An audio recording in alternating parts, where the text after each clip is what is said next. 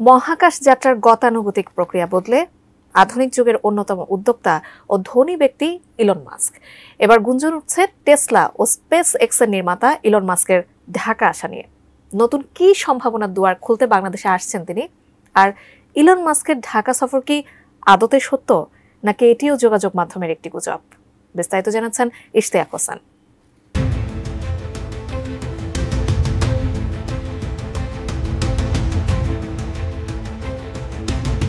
দেশি বিদেশি বিনিয়োগকারীদের আকর্ষণ করতে আন্তর্জাতিক বিনিয়োগ সম্মেলনের উদ্যোগ নিয়েছে বাংলাদেশ।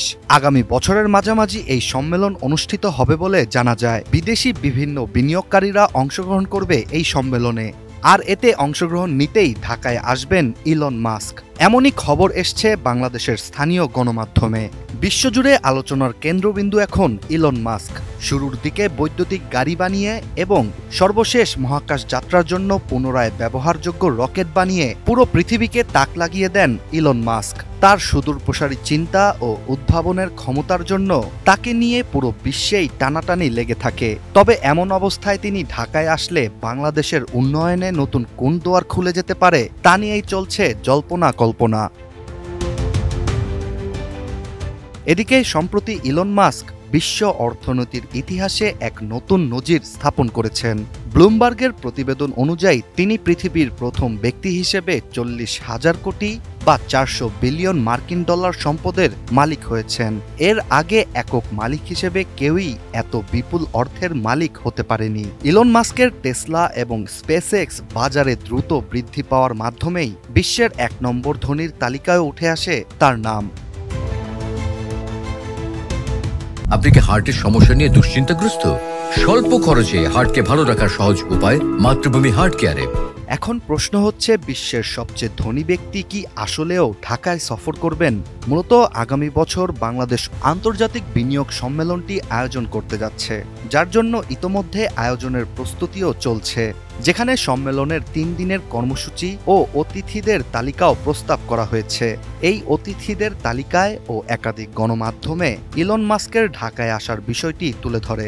এছাড়া বাংলাদেশের প্রধান উপদেষ্টা ডক্টর মোহাম্মদ ইউনূসের দেশি বিদেশি কোনো কর্মসূচি আন্তর্জাতিক বিনিয়োগ সম্মেলনের কর্মসূচির সাথে মিলে না যায়, তার জন্য প্রধান উপদেষ্টার কার্যালয়কেও ইতোমধ্যে সম্মেলনের সময়সূচির বিষয়ে অগ্রিম বার্তা দেয়া হয়েছে।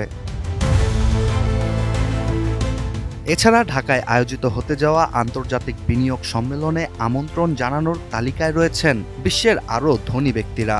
আমন্ত্রণ জানানো হতে পারে অ্যামাজনের প্রতিষ্ঠাতা জেফ বেজোস, ওরাকলের সহ-প্রতিষ্ঠাতা ল্যারি এলিনসনকেও।